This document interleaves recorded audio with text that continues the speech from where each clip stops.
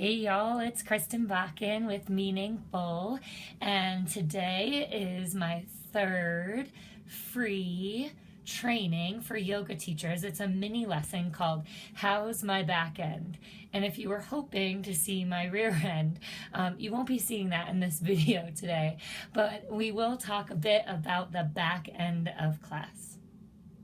First, I'd like to thank anybody who is tuning in today, who watched the two prior videos on theming and choosing poses.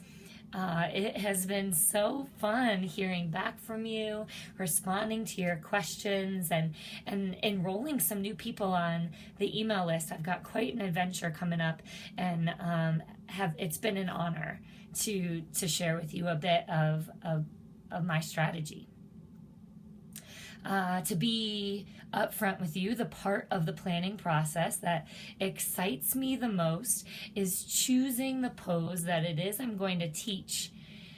So I call that the peak pose, and then weaving it with my theme. And what can happen when I get caught up in those two bits is there's incredible precision taken in the creation of the first 45 minutes of my hour-long class. And then the last 15 minutes, it's in the notebook that's right in front of me right now. It says, Surrender Shavasana. And most of the time, my students leave and no one's chasing their tail. I very rarely receive feedback that somebody was let down by the ending portion of my class. But what I know to be true is that I put all this effort into the front end of my class, the warm-up, the big pose, and the back end of my class gets neglected.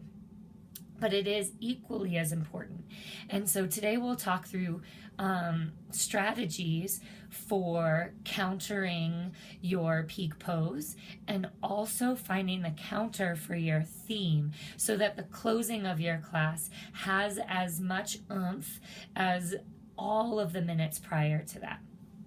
I'll use my own theme to help you understand the use of the strategy. And so this week, I prepared a class on being of service, generosity, and we did my favorite shape of all the shapes. We did back bends, and I prepared bodies for back bends. So we'll start with the physical. The question that you can ask yourself, or the way to explore this, is if you led students into a peak pose, that means you probably practice some part of the physicality to the nth degree. And if you only did that, if you only prepared the body in one way, you probably neglected some other ways that the body moves. And so what is missing from your sequence? In my sequence this week, I prepared bodies for back bends. We took a lot of spinal extension, chest opening, and quadricep opening in my sequence. And so I failed to a certain degree up until this point, up until the peak pose, to address the benefits of spinal flexion, of forward folds. And the other place that was really lacking that I wanted to be sure landed with students for the health of their spine, but also because it just feels good when it's in a class, is the rotation in the spine. So on the back end of my class, I am going to incorporate 2 forward folds. I'm going to take Paschimottanasana, seated forward fold, because it's grounded. I could take like standing forward fold or Prasarita Padottanasana, but by the time the peak is over, we want to lay them down. So we'll take seated forward fold, and then I'm going to take Baddha Konasana, to place the feet together, knees wide, and bow from there. And then following that, I'll lay them down and we'll take a twist, supine twist, one knee at a time. By doing this, I acknowledge that I've put the physical body through an incredibly extension-emphasized practice.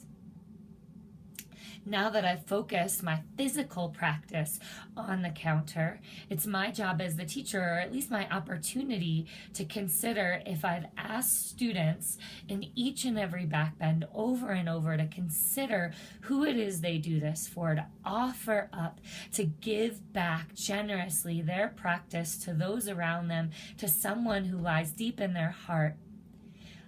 I could also spend a moment before I close class with namaste, acknowledging that we have to take care of ourselves, that we serve best from a full cup, and that if in this practice, or even just in these final moments, students needed to bring their gaze inward to really fuel and let themselves be supported, that I get it, that we all need that.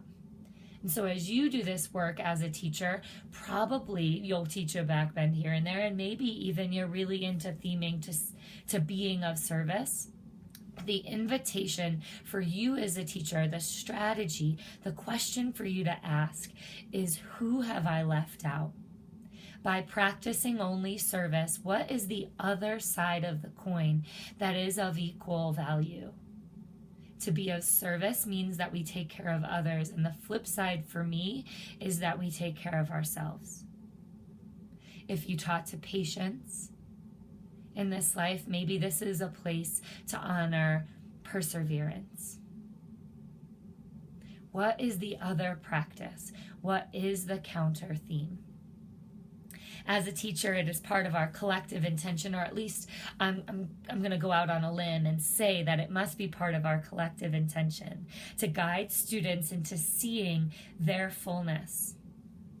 We can do this by offering a full, well-rounded, meaningful practice. This invites students into a sense of belonging and wholeness. It's my intention to offer yoga teachers this same opportunity through my mentorship programs. If you have loved these videos, or even if you just like them or they have you a bit curious, I want you to keep your eyes and inboxes open later this week for an opportunity to join me in the next layer of my offering. Please, again, share, comment, ask questions, triple check that you're on my email list, that you're following me on Instagram at Let It Be Meaningful, that you're following the Meaningful page on Facebook so that you don't miss out on what's coming. It's making my heart sing, and I hope that it can continue to inform your own teaching. Thank you all so much for your time. Make it meaningful. Namaste.